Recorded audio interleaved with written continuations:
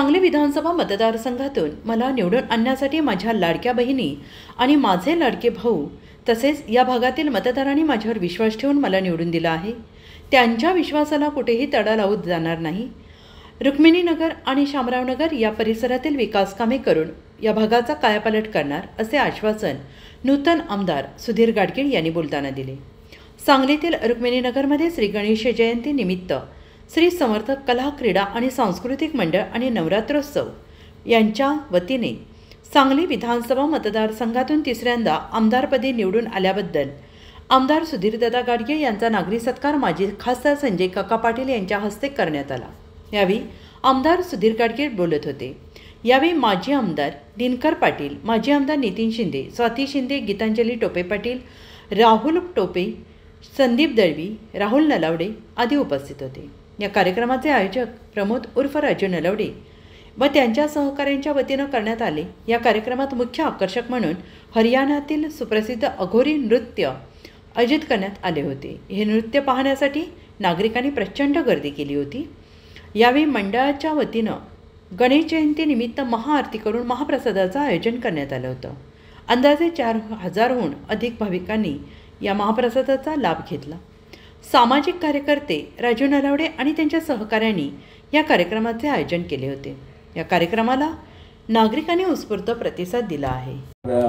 रुक्मिणीनगर भागामध्ये ज्यांच्या पुढाकाराने हा कार्यक्रम होते ते आमचे मित्र राजूदा नलावडे आणि ज्यांच्या हस्ते होते ते आपले सर्वांचे लाडके माजी खासदार संजय काका आणि सर्व मान्यवर आणि समोर बसलेल्या माझ्या लाडक्या बहिणी आणि सगळे लाडके भाऊ।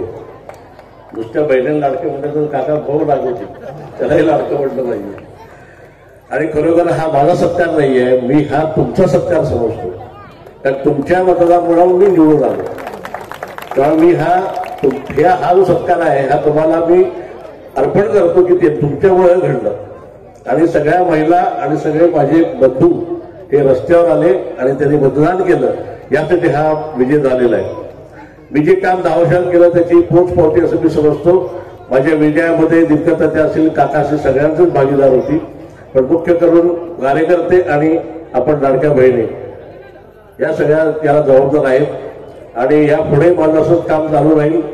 राजीव दादाला आम्ही सगळी ताकद पूर्णपणे यापुढेही देऊ आणि पुढच्या काळामध्ये चांगलं काम या भागात करू एवढे आपल्याला आश्वासन देतो। आणि परत एकदा मी आपल्या सगळ्यांचा आभार मानतो। थांबतो। जय हिंद, जय महाराष्ट्र।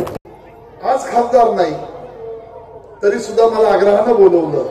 यामागची भावना ही आहे स्वातीताई की ज्यांनी या सामाजिक कामामध्ये भाग घेतला, सहभाग घेतला, त्या सगळ्यांना बोलवून त्यांचं कौतुक करावं या उद्देशानं राजू आणि त्यांचे सगळे सहकारी यांनी हा कार्यक्रम आयोजित केला। मी मनापासून त्यांना धन्यवाद देतो। आणि दादांनी सांगितलेल्या पद्धतीनं की जो यश मिळालं, जो विजय मिळाला, त्यामध्ये लाडक्या बहिणींचंही मोठं योगदान आहे, मतदारांचं, तरुण बांधवांचं निश्चितपणाने मोठं योगदान आहे। त्यांनाही मनापासून धन्यवाद देतो। आणि या कार्यक्रमामध्ये, या परिसरामध्ये राजू तुम्ही सामाजिक कामामध्ये भाग घेतलाय। उद्या महानगरपालिकेच्या इलेक्शन दादा 1-2-4 महिन्यामध्ये लागतील, तेव्हा प्रभागामधून काम करणारी चांगली माणसं हे महापालिकेमध्ये गेले पाहिजेत। महापालिकेतला फंड लोकांच्या सोयीसाठी मतदारसंघामध्ये, वार्डामध्ये, प्रभागामध्ये खर्च झाला पाहिजे, ही भूमिका ठेवणारे राजू दादा आहेत, शैलेश पवार या ठिकाणी आहेत, सगळी प्रमुख मंडळी आहेत।